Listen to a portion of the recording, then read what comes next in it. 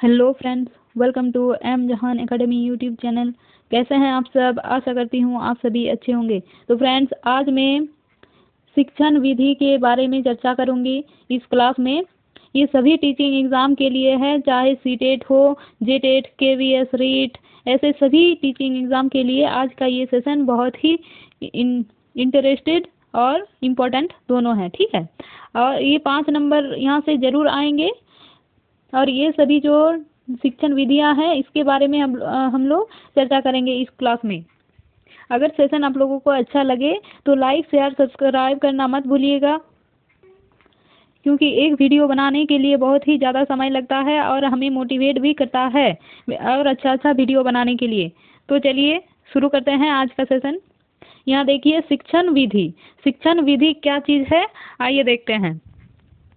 शिक्षण विधि जो है ये है जिस तरह से शिक्षक छात्रों को सिखाते हैं उसे ही हम लोग शिक्षण विधि कहेंगे। ठीक है, बहुत ही सरल चीज़ है।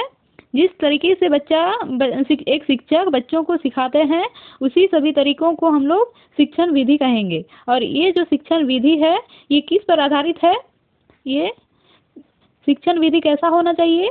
बच्चों के रुचि के आधार पर होना चाहिए, बच्चों के ज़रूरत के मुताबिक होना चाहिए, सहयोगी अधिगम होना चाहिए शिक्षण विधि, और बाल केंद्रित बहुत ही ज़्यादा इम्पोर्टेंट है। बाल केंद्रित होना चाहिए। हम लोग जो चीज़ पढ़ाएंगे वो बालक के हिसाब से, बालक के रुचि, क्षमता, योग्यता के आधार पर ये शिक्षण विधि होना चाहिए, नहीं तो हमारा शिक्षण सफल नहीं होगा। ठीक है, बच्चों की क्षमता के आधार पर होना चाहिए और गतिविधि केंद्रित होना चाहिए। गतिविधि को जितना ऐड करोगे उतना ही बच्चा इंटरेस्टेड के साथ सीखेगा।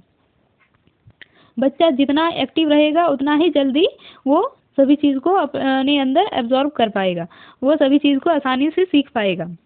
तो आइए देखते हैं शिक्षण विधि क्या क्या है। यहाँ देखिए, 1 नंबर में है आगमन विधि, 2 नंबर में है निगमन विधि, 3 नंबर में है प्रत्यक्ष विधि, 4 नंबर में है विश्लेषण विधि, 5 नंबर में है संश्लेषण विधि, 6 नंबर में है प्रोजेक्ट विधि, 7 नंबर में है प्रदर्शन विधि, 8 नंबर में है व्याख्यान विधि, 9 नंबर में है मारिया मोंटेसरी विधि, 10 नंबर में है डाल्टन विधि और 11 नंबर में है समस्या समाधान विधि। तो चलिए एक एक करके जानते हैं, एक एक के बारे में हम लोग यहाँ चर्चा करेंगे। यहाँ देखिए, 1 नंबर में है आगमन विधि। आगमन विधि क्या है, आइए देखते हैं। और आगमन विधि के से कैसे हम लोग बच्चों को सिखा सकते हैं उस सब के बारे में यहाँ लिखा हुआ है, आइए देखते हैं। यहाँ देखिए, आगमन निगमन जो विधि है उसका प्रतिपादक है अरस्तु, बहुत ही ज़्यादा इम्पोर्टेंट है।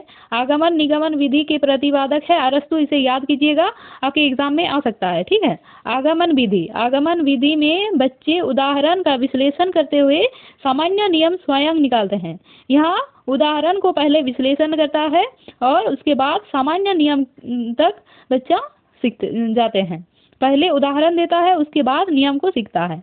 यह मान लीजिए किसी ग्रामर पढ़ रहा है तो बच्चों को सबसे पहले उदाहरण दिया जाता है, उस उदाहरण का विश्लेषण करते हुए नियम की ओर जाता है। इसी को कहते हैं आगमन विधि। आगमन विधि को इस तरह से आप लोग याद कीजिएगा, आगे उदाहरण, यानी पहले उदाहरण उसके बाद नियम। ठीक है, पहले उदाहरण से लेकर उदाहरण से नियम की ओर जाता है आगमन विधि। ठीक है, इसको आप इस तरह से याद कर सकते हैं। यहाँ देखिए, यह एक मनोवैज्ञानिक विधि है। यह एक मनोवैज्ञानिक विधि है। इस विधि के अनुसार इस विधि के प्रमुख सिद्धांत निम्नलिखित है। इस विधि के प्रमुख सिद्धांत जो है वो निम्नलिखित है। यहाँ देखिए, ए नंबर में है विशिष्ट से सामान्य की ओर। आगमन विधि विशिष्ट से सामान्य की ओर जाता है। यह मूर्त से अमूर्त की ओर जाता है। पहले मूर्त वस्तुओं को समझते हैं, उसके बाद अमूर्त वस्तुओं को समझने की कोशिश करते हैं। मूर्त वस्तु की सहायता से अमूर्त वस्तु को समझते हैं। मान लीजिए कोई बच्चा योग सीख रहा है तो पहले उसको किसी मूर्त पत्थर या किसी चीज़ को देकर उसको जोड़ना सिखाएगा, उसके बाद अमूर्त रूप से उनको सिखाएगा। ठीक है, इस तरह से सिखाते हैं इस पद्धति में। सी नंबर में है ज्ञात से अज्ञात की ओर जाता है। पहले यानी पहले बच्चों को जो चीज़ उसे आता है उसका उदाहरण देता है, उस चीज़ के बारे में बोलते हैं, उसके बाद जो वह नहीं जानता है उस तरफ जाता है, धीरे धीरे अज्ञात की ओर जाता है। ठीक है, यानी पहले जो बच्चा जानता है उस चीज़ को बताता है, उसके बाद अज्ञात की ओर जाता है। या उसी तरह सरल से कठिन की ओर, पहले सरल चीज़ों को सिखाते हैं, उसके बाद कठिन चीज़ों को सिखाते हैं, स्थूल से सूक्ष्म की ओर। ये सभी सिद्धांत है, इन सभी को सिद्धांत को आप लोग याद कीजिएगा, आपके एग्जाम में आ सकता है। ठीक है, यहाँ आपको पूछ देगा कि सरल से कठिन की ओर किस विधि से पढ़ाया जाता है। सरल से कठिन यह नियम जो है, सिद्धांत जो है, वो किस विधि में लागू होता है, तो आप लोग आंसर कीजिएगा आगमन विधि। ठीक है, समझ गए होंगे। तो आगे बढ़ते हैं, देखते हैं क्या है। यहाँ देखिए, आगमन विधि में शिक्षक सबसे पहले शिक्षार्थियों के अनुभव क्षेत्र से जुड़े उदाहरण देते हैं। वही बात, पहले अनुभव क्षेत्र यानी जो चीज़ उन्हें मालूम है उस तरह की चीज़ पहले बोलते हैं, उदाहरण देते हैं उस चीज़ के बारे में। उन उदाहरण के बारे में बच्चे निरीक्षण, परीक्षण तथा सोच विचार करते हैं और अंत में एक सिद्धांत या नियम निकालता है। ठीक है, पहले उदाहरण देता है, उसके बाद वो नियम की ओर जाता है। ठीक है, इस विधि में बच्चे नए ज्ञान तथा तथ्यों को खोजने के लिए सदैव प्रेरित होते हैं। इस सिद्धांत में किसी नियम या तथ्यों को जानने के लिए सदैव प्रेरित होते हैं बच्चे। ठीक है, यहाँ एक्टिव होता है बच्चा हमेशा, इस तरह से इसे मनोवैज्ञानिक विधि भी कहते हैं। तो आइए देखते हैं इसके बाद क्या दिया हुआ है। यहाँ देखिए, निगमन विधि आगमन विधि के बिल्कुल विपरीत है निगमन विधि। ठीक है, अगर आगमन विधि को आप लोग सही से पढ़ लिए होंगे तो निगमन विधि को पढ़ने की कोई ज़रूरत नहीं है। इस विधि में देखिए क्या होता है। निगमन विधि सामान्य से विशिष्ट की ओर जाने वाली प्रक्रिया है, सामान्य से विशिष्ट। लेकिन आगमन विधि में क्या होता है, पहले विशिष्ट से सामान्य की ओर जाता है। ठीक है, उसके विपरीत है, एकदम विपरीत है निगमन विधि। पहले सामान्य से विशिष्ट की ओर जाते हैं। इस विधि में व्याकरण शिक्षण में इसका इस्तेमाल किया जाता है। व्याकरण शिक्षण में सबसे ज़्यादा प्रयोग इसी विधि का होता है। पहले बच्चों को नियम सिखाया जाता था, पहले नियम सिखाया जाता है, उसके बाद उदाहरण दिया जाता है व्याकरण शिक्षण में। ठीक है, यहाँ देखिए, इसमें पहले व्याकरण के नियमों को प्रस्तुत किया जाता है, पहले व्याकरण के नियमों को प्रस्तुत किया जाता है, उसके बाद उदाहरण दिया जाता है। पहले किसी चीज़ का उदाहरण नियम बताया जाता है कि अगर किसी बच्चों को ग्रामर पढ़ा रहे हैं, व्याकरण, पहले उसके नियम को बताया जाता है, उसके बाद उदाहरण दिया जाता है। मान लीजिए आप संधि पढ़ा रहे हैं तो संधि के नियमों को पहले बताया जाता है, उसके बाद उदाहरण दिया जाता है। संधि का एक नियम मैं बता दे रही हूँ, आ प्लस आ से मिलकर बनता है आ। उसके बाद ये नियम हो गया, इसके बाद उदाहरण देगा कि उदाहरण क्या है। यहाँ लिखिए विद्या जोड़ आलय, विद्यालय। यहाँ भी आ गया, यहाँ भी आ गया है। तो इस तरह से आ से जोड़कर बनता है आ। तो इस तरह से निगमन विधि से पढ़ाया जाता है। निगमन विधि का पढ़ाने का तरीका यही है। ठीक है, समझ गए होंगे। इस विधि में शिक्षक द्वारा शिक्षार्थियों को नियम बताकर उसके बाद उदाहरण देकर सिद्धांतों को स्पष्ट किया जाता है। समझ गए होंगे, बहुत आसान चीज़ है ये भी।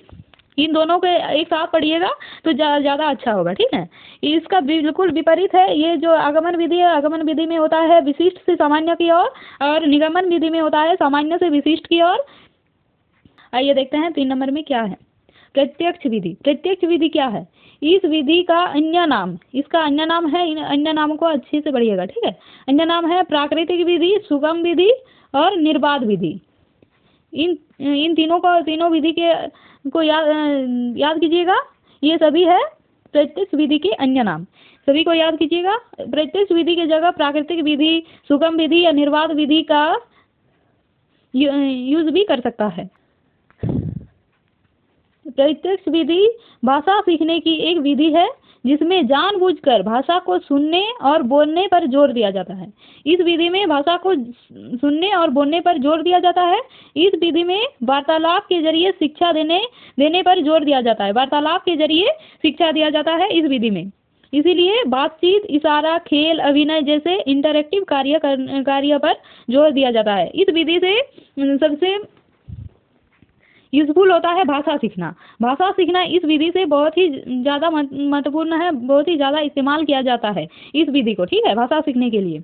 ये वार्तालाप के जरिए भाषा सीखते हैं, एक बच्चा दूसरे बच्चे से भाषा वार्तालाप करके सीखता है, बातचीत करके सीखता है, अभिनय करके सीखता है, खेल के माध्यम से। अगर बच्चा खेलता है तो बहुत सारे भाषा का यूज़ करेगा, तो इस तरह से सीखते हैं बच्चा भाषा इस विधि से, ठीक है। इससे ज़्यादा बताने की ज़रूरत नहीं है।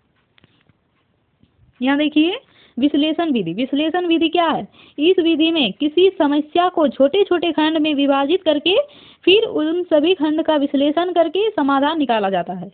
विश्लेषण नाम से ही पता चल रहा है कि विश्लेषण करके समाधान निकाला जाता है। तो इस विधि में किसी समस्या, मान लीजिए किसी समस्या है आपके पास, तो उन समस्या को छोटे छोटे खंड में विभाजित करके आप लोग उन खंड को विश्लेषण करेंगे और समाधान निकालेंगे। इस विधि के अनुसार यही सब होता है। विश्लेषण, यहाँ देखिए विश्लेषण विधि में खोज तथा चिंतन करने को प्रोत्साहित किया जाता है। खोज और चिंतन को बहुत ही इम्पोर्टेंट दिया जाता है इस विधि में। खोज करेंगे हम लोग, चिंतन करेंगे, तभी हम लोग विश्लेषण कर पाएंगे। विश्लेषण करके समस्या का समाधान कर पाएंगे। इस विधि में बाल भागीदारी तथा समूह गतिविधि को प्रोत्साहन दिया जाता है। इस विधि में सभी बालक को भागीदार किया जाता है, सभी बालक को शामिल किया जाता है और समूह गतिविधि को प्रोत्साहन दिया जाता है। यहाँ देखिए विश्लेषण विधि का प्रतिपादक है अरस्तु। विश्लेषण विधि का प्रतिपादक भी अरस्तु है। आगे बढ़ते हैं, देखते हैं क्या है। यहाँ देखिए संश्लेषण विधि। संश्लेषण विधि क्या है? संश्लेषण विधि में किसी समस्या का समाधान करने के लिए पहले से जुड़ी जानकारी को एक जगह एकत्रित करके हल किया जाता है। ये भी उल्टा है, विश्लेषण विधि का उल्टा है संश्लेषण विधि। उससे जुड़ी सभी जानकारियों को एक जगह एकत्रित करेंगे और उसके बाद समस्या का समाधान करेंगे, ठीक है। संश्लेषण विधि बिल्कुल अपोजिट है विश्लेषण विधि के। इस विधि में शिक्षक शिक्षार्थियों को समस्या का स्पष्ट ज्ञान कराता है, ठीक है। तो आगे बढ़ते हैं। यहाँ देखिए प्रोजेक्ट विधि। प्रोजेक्ट विधि क्या है? इस विधि की कुछ खास बात है जो निम्नलिखित दिया हुआ है। इस विधि से बच्चे को प्रत्यक्ष अनुभव होता है। प्रोजेक्ट विधि में इससे परिश्रम करने की अनुभूति विकसित होता है। प्रोजेक्ट विधि यानी प्रोजेक्ट का यूज करेंगे और हम लोग सीखेंगे प्रत्यक्ष अनुभव के साथ।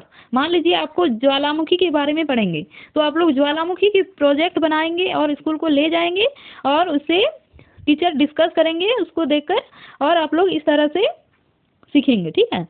इससे रचनात्मक तथा सृजनात्मक गतिविधि किया जाता है। इससे रचनात्मक तथा सृजनात्मक गतिविधि किया जाता है।